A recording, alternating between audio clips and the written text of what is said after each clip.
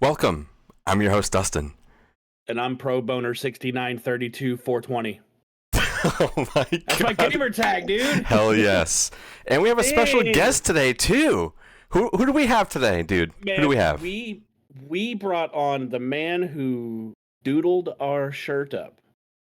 And that's Derek Eyeball Soup Griffin. Derek, what the hell's up, dude? Not much. Just waking up. How are y'all? Oh, wakey. Yeah, eggs and bakey. It's like I do that with you. I did that with you this morning. I woke up and jumped on your Twitch and you were still streaming. I'm like, I'm awake now. Hell yeah, man. Dude, I remember the days of working late and getting up late, like super late in the day. I used to work for Amazon and that fucking sucked. So anybody out there who's working for Amazon, I feel for you, and I promise you there's better things out there. Yeah, like podcasting. Yes. Yeah. But today we have Derek on to kind of talk about some movies and also to let everybody know who created our shirt, because the design is fucking fantastic. I know you're doing a bunch of other art pieces. You're working on a fucking tarot deck. Like, that's insane, man. Why don't you tell us a little bit about that? So the tarot deck, I think, started November 14th last year. It's been a year-long project. Jesus. A friend commissioned it, and his whole thing was, if you're going to do this, have no knowledge and do it all via intuition. Huh. So every piece that's not based on the cards at all. It's just based on what my brain thought it should be. Oh, that's actually really, really sick, that's dude. That's tight, yeah. So you're just going off of the name and whatever your brain forms. That is fucking sick, dude. I've been watching it, I feel like, since last November. Like, just your journey on your tarot building and all the dots and lining and all that shit, dude. Hell yeah, dude. But no, your art is fantastic, and I want everybody to go check you out. I'll obviously put all the links down below where they can find you. Go and support you on Twitch, and maybe commission something, because you got a really awesome art style, dude, and I dig it a lot. Thank you. I'm glad y'all hit me up to do the shirt. That was a lot of fun. That was the first digital commission I've done. Really? Yeah. It's fucking sick, dude. And like I told you off air, like the transfers are already on their way. But by the time this episode comes out, we'll have pressed shirts already. So yeah, most likely. But what's also great, man, is like I shared it around, like I shared like line work when you would send me like the updates. And I wouldn't tell anybody who did it because we were keeping it hush hush. Sent it to Mikey. Mikey goes, "Is fucking Derek drawing you a shirt?" I'm like, "Yep." I sent it to Joe. He was like, "Is Derek drawing you a fucking shirt?" So it's good that you have like a recognizable art style out there, dude, which is fucking sick. Oh yeah, and this show is really no stranger to commissioning a lot of art from fellow artists. One guy I use a lot is Jason Miller from the UK. He's a independent comic book artist, and he's got a great art design. And when I started seeing what you were doing, and because Dustin told me, it's like, hey, I have someone who can do something really, really cool. And your art is like so almost like parallel to his, because it's so detailed and gross in a way, and I fucking love that so much. So like having you in like the Baron's Hideout verse, just having you part of the family now, it's really, really cool. And I appreciate you taking some time and doing that for us. Yeah, it was an honor to do it for y'all. I had a lot of fun. Yeah, my wife goes, "Look at your no neck." I'm like, "Shut up."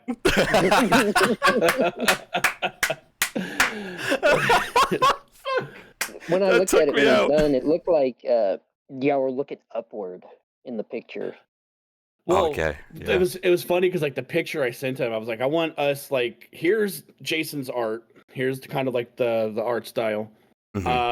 But then I sent him a picture of like the Scolari brothers and like their and I was like that, but this. Hell yeah, and you nailed it, man. Completely nailed it. But yeah, we'll put your links down below. The shirts are available now, so if anybody is interested, just shoot us a DM and we'll give you all the info, what you need to know. I think right now, because I'm trying to put the price out for everybody, because everybody's always like, "Oh, what are you selling for?" But we decided $20 seems pretty freaking fair. Pretty fair, especially for how detailed and colorful the design is, and how we're making the shirts, because you're fucking pressing them over there. Like, We're doing it in house essentially, so it's awesome, super duper awesome.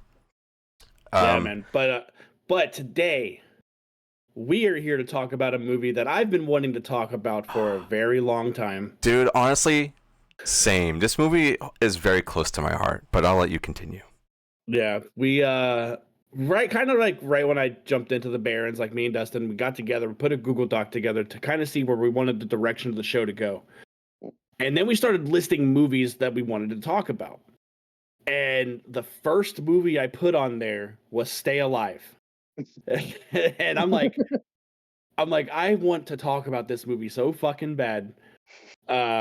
Because it's like Dustin just said, it's near to him. Like, it's pretty near to me too, man, because this was one of the very first rated R movies I was allowed to go see by myself. You know what I mean? So yeah. I'm pretty fucking pumped to talk about it. So we'll just jump a little bit into it. Dustin's going to hit us with the Rotten Tomato scores. So Derek, what we do is we try to guess the critic score and the audience score. And Dustin's been very close, but he hasn't hit it yet. But I think today he might. He might. Well, but we'll see. But let's start with the critic score. We have 59 reviews on this. So out of 100, what percent do you think it's sitting at? That the critic scores? Yes. Probably 45. 45. Okay. What about you, dude? And how many reviews? 59. 59. All right. I'll go with 36. Oh, breaking my heart. 10%. What? Oh yeah. Oh yeah. There we go. We go. With the audience, we have 100,000 reviews. Oh, perfect. 1,000.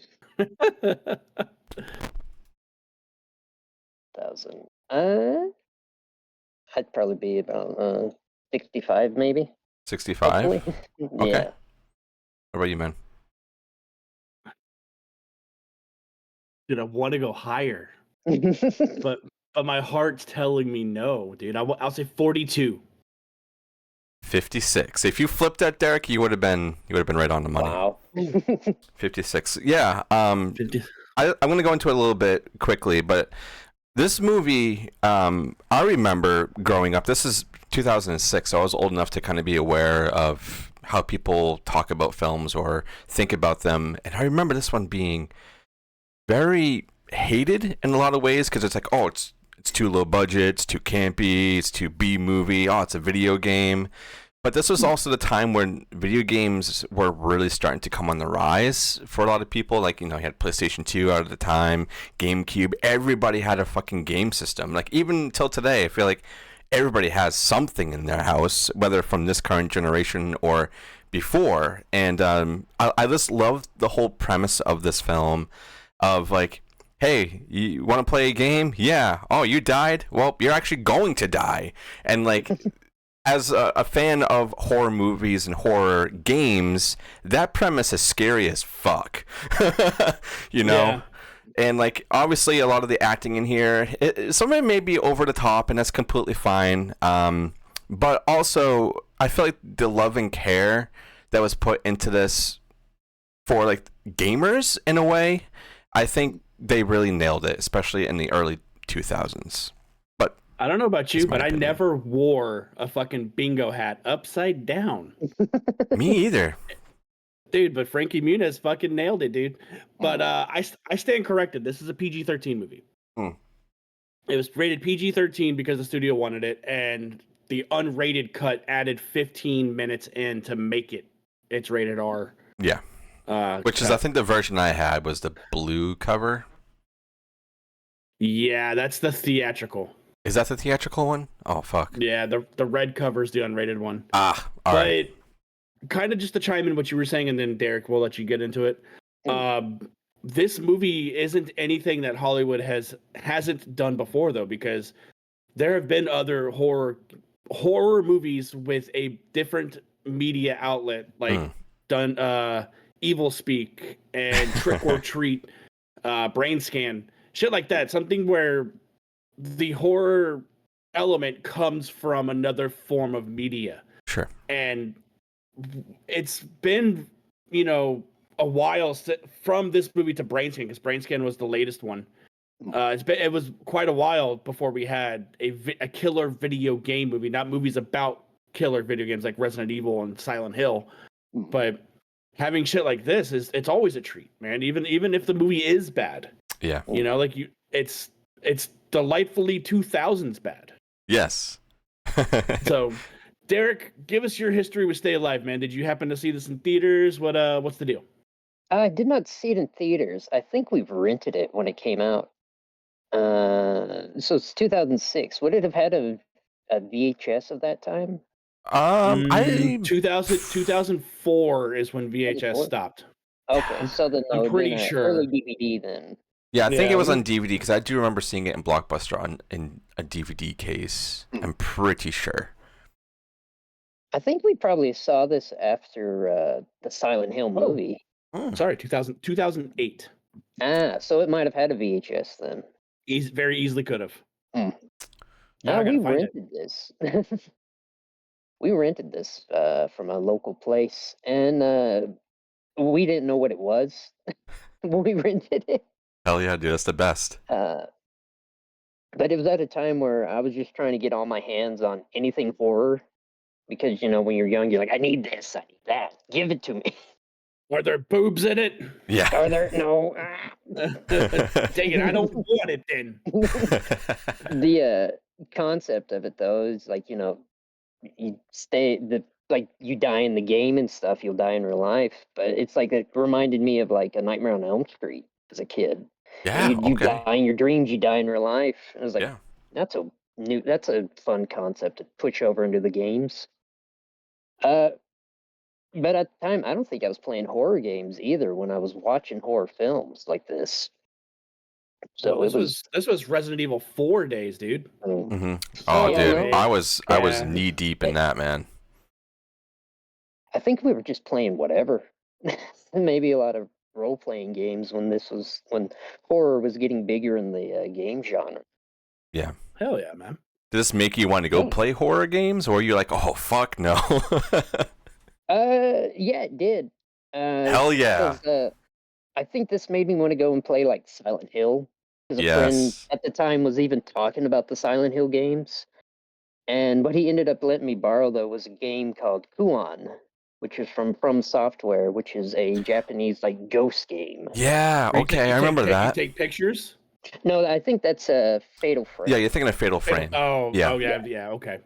Which those are also good. Yeah. Have you guys and they referenced that in this, I think. Yeah, I think they do. Yeah. Yeah. Have you guys heard of a game called Jericho? Yes. I've heard of it, yes. Yes. The Clive Barker video game? Yeah, we talked about this when we were talking about Nightbreed too. Yeah, no, dude, that game fucking rules. But yeah, that was around this time too, because I worked at GameStop at this time, and back then you got to bring games home for X amount of days, play and bring them back. Dude, those were the days. Like, everybody's like, oh yeah, you just buy everything digital now. But like, honestly, there's some times where I don't want to fucking buy a game. I want to rent a goddamn game, like, especially if it's shit and I'm paying like full price on this. Like, yeah, you can get a refund, but the days of being able to be like, hey mom, I want this one. Okay, we'll bring it back tomorrow. You got 1 day with it. Let's try it. Yeah. So, yeah, like I said, man, I seen this movie in theaters. It was pretty fucking sick. And what I also like is the lore that's actually behind the movie with Elizabeth Bathory. I think that's pretty neat that they tied in actual history into this slasher movie and kind of created, not that she wasn't a monster, but she is a monster in this fucking movie. Yeah. But I think my favorite thing about it, dude, are all of the kills are unique. None of them are the same, which is pretty fucking tight. And the fact that the movie is kind of set in New Orleans, it makes it even better because I love that culture. I love that state. I love that city. Louisiana just fucking rules, dude. But yeah, you ready to dive just a little bit into some killer Elizabeth Bathory? Yeah, I guess we kind of just gave our overall. I can't speak right now. Our overall thoughts, and we'll just start jumping into some spoilers because I mean this movie's been out long enough. If you haven't seen this, then it's either probably because you didn't want to, or maybe you haven't heard of it, which I would be really surprised if you haven't heard of Stay Alive. But yeah, we'll jump into spoilers right now, and we'll just kind of do around the room.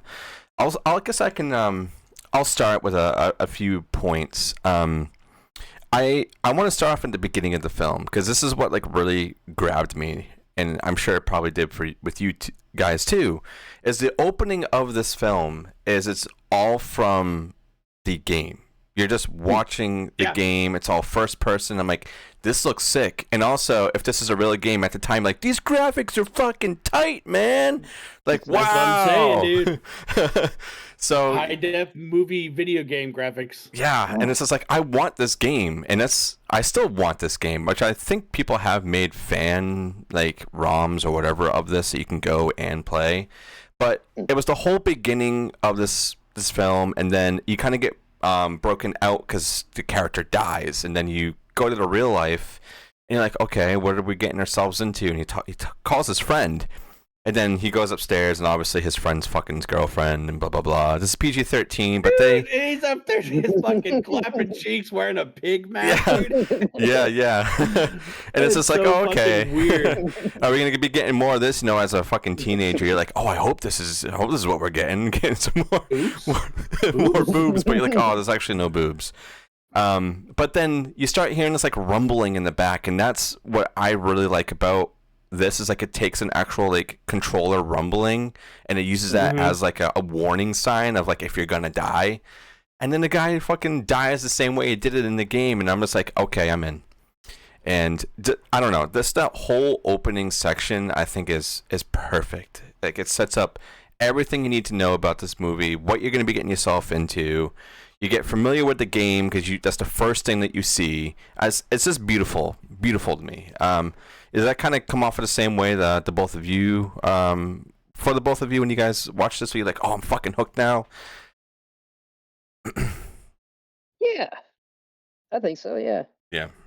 What about you? It seemed that the intricacy of how they would show it in the game and then how they would pull it off in the real world. Yeah. It was pretty neat.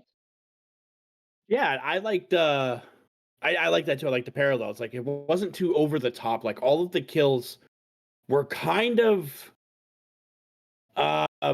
feasible, like they were all different, but they were all feasible within the real world. Like you just said, that old buddy got pushed over the balcony and got hung. Yeah. But then we start seeing all the deaths happening.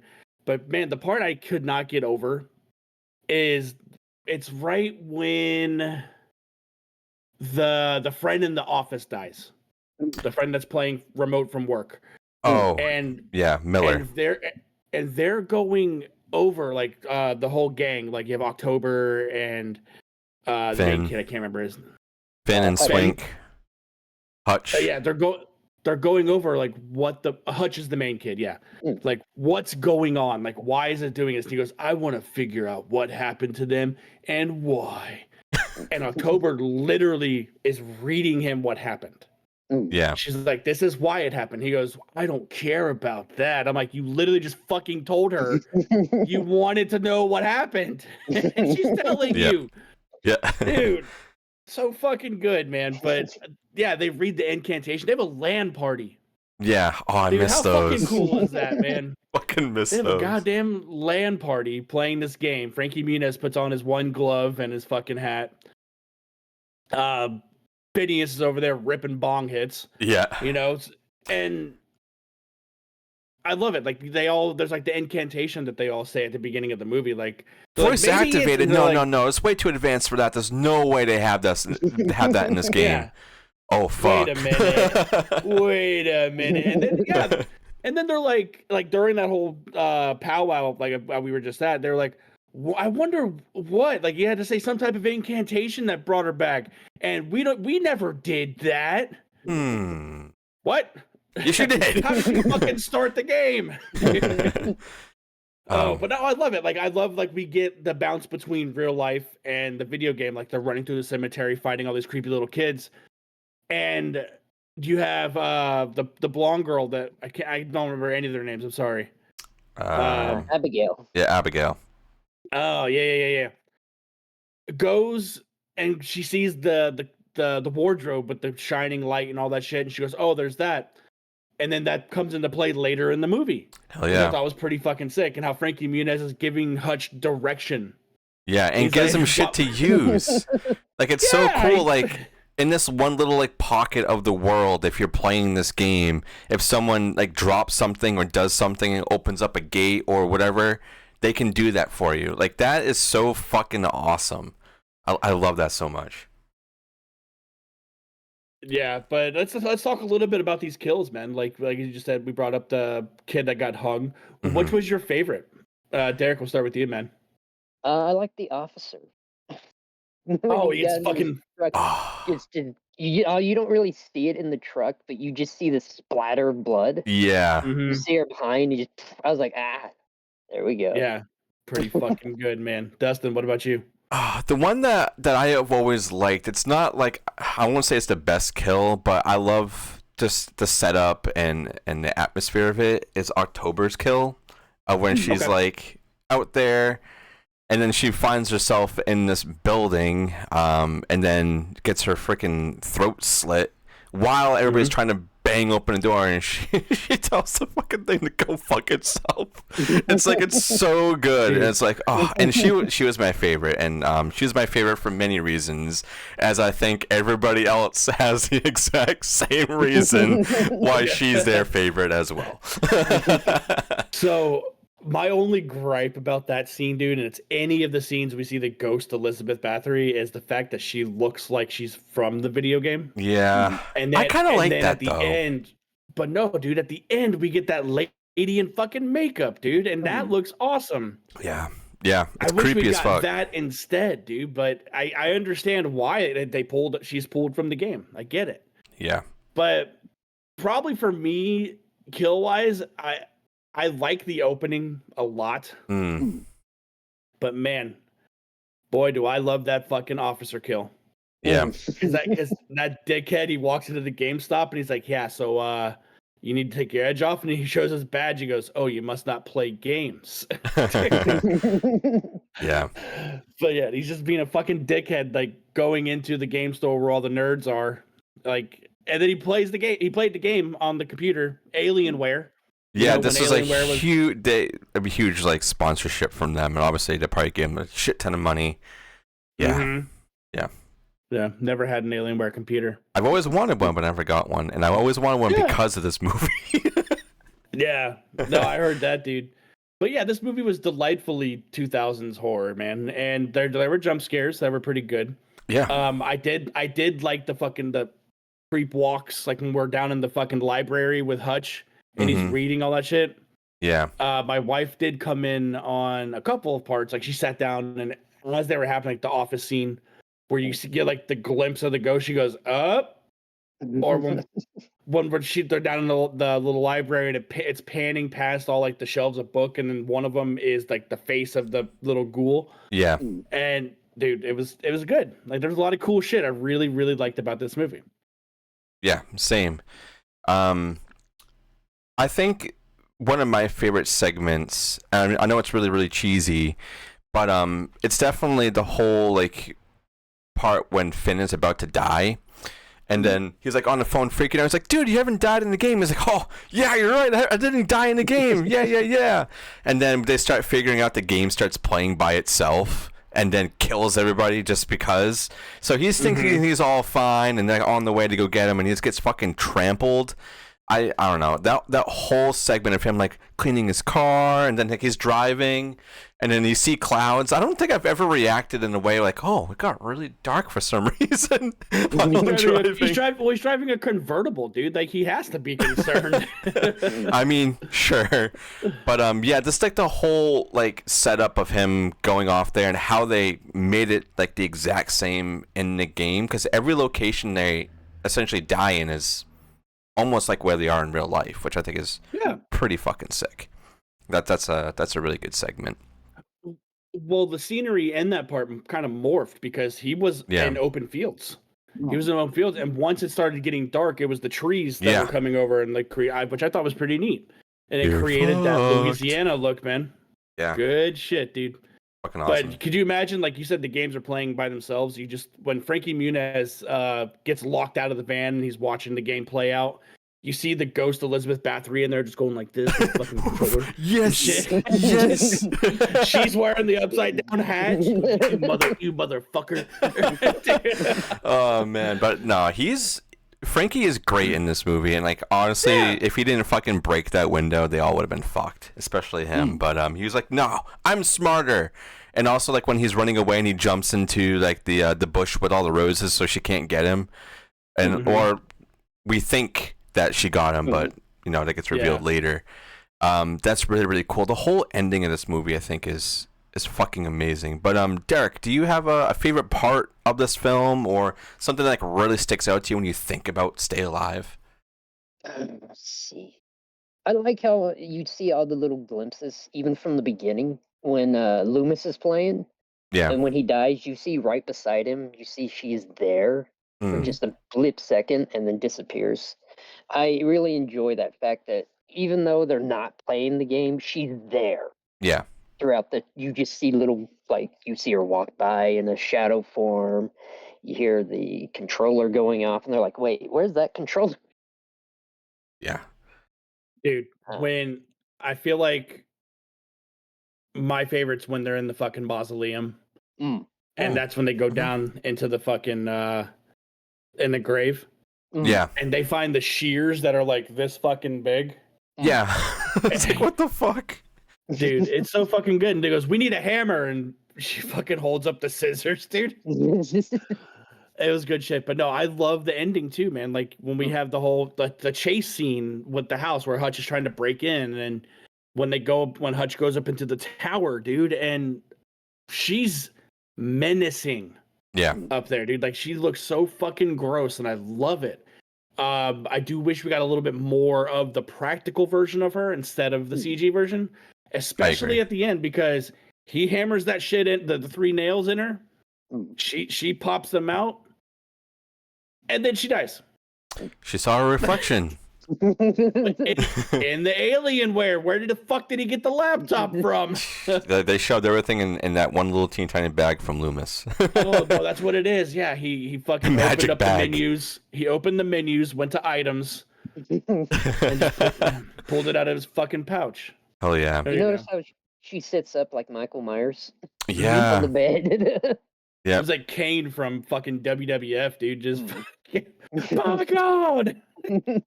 Yeah, that ending is really cool, and I've always liked the part when Abigail gets like caught and she's hanging upside down, because I'm like, oh god, what are they gonna? They're gonna literally just like cut her stomach and all the blood's gonna come out.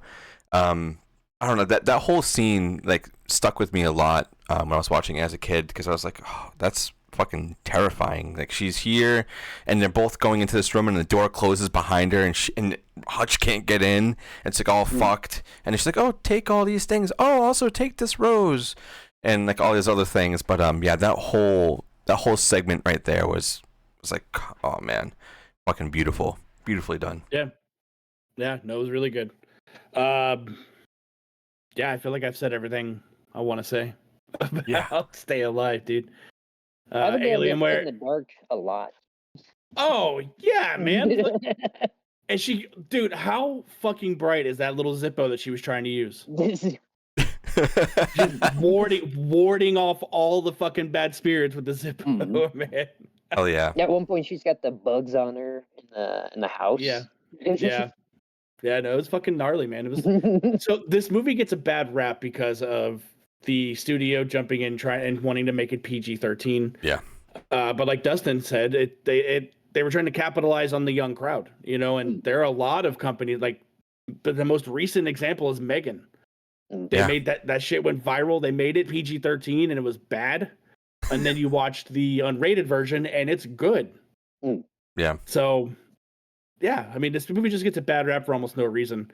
It's enjoyable. It's fun. If you like shit movies, then you like this shit movie. You know yeah, what I mean? and it's the good shit movie though. It's like one of those movies where you're like, oh man, I want to watch a bad movie that's good. This is the definition, I want to say. Mm-hmm. Like anytime I hear someone say Stay Alive, I'm like, you've seen that movie? What do you think of it? And they're usually like, yeah, it's pretty fun. I'm like, yes, thank God. You're not one of those people that say it's fucking complete shit tier. Yeah, there's so much to like about this film. The atmosphere, I think, is great. There's a lot of really witty one-liners that are said in here, especially from Finn. He's like the character, and when he dies, dude, I'm just like, oh fuck. When he's on the phone with Hutch, and they're talking like, you need to get somewhere safe, then he goes, and then Abigail talks. He goes, "Hey, was that Abigail?"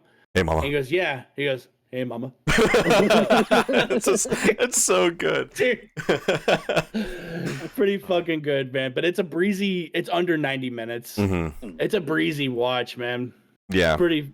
And then the ending, dude, like because after the cop goes in there and asks about Stay Alive, and the kid at the counter's like, "I have no idea what you're talking about." And then seeing the Game Informers. Yes, yes. Dude. They also got a Game Informer on this. Like, what? Dude. They should have made like an actual game. Oh, come on, man. Bring me into this universe. Like, let's have more of this, because apparently she's still around.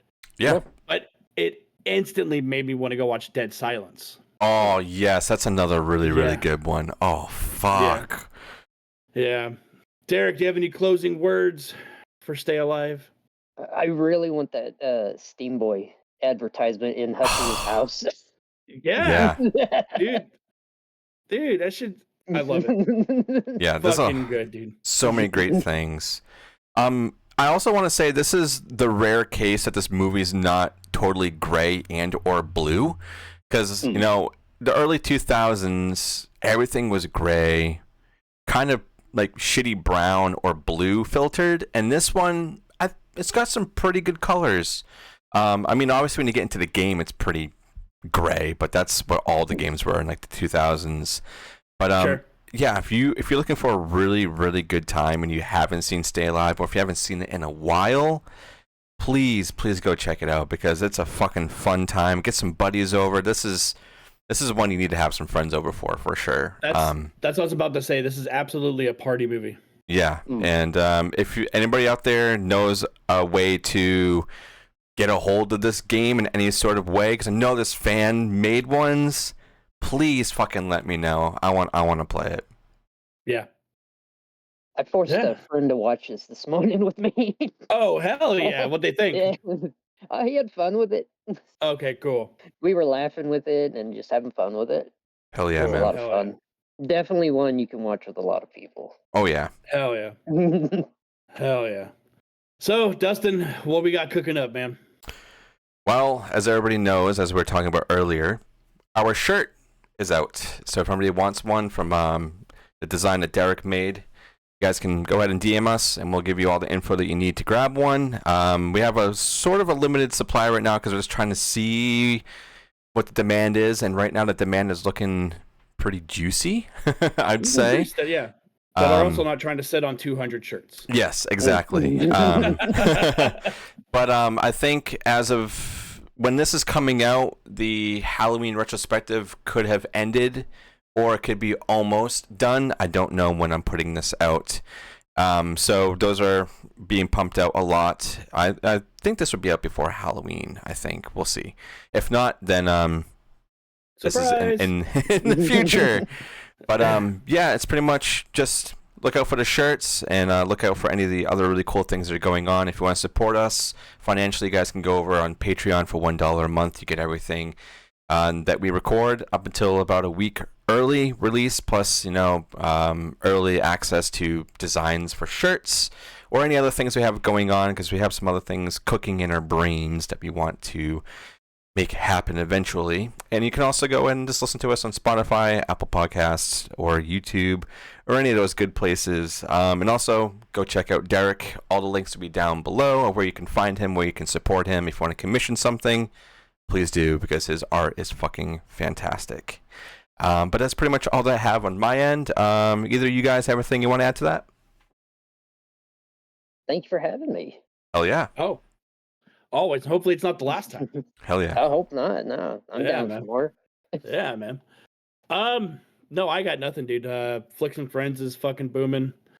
Oh yeah. B Action is doing pretty good. This show's doing very good. So all is happy. Hell yeah, man. Well, thank you guys so much for being here. And if you play the game, please don't die. Because we Stay love alive. Oh. That works too. There All right, you go. everybody. Low-hanging fruit, Dustin. All right. We'll see you guys on the next one. Later.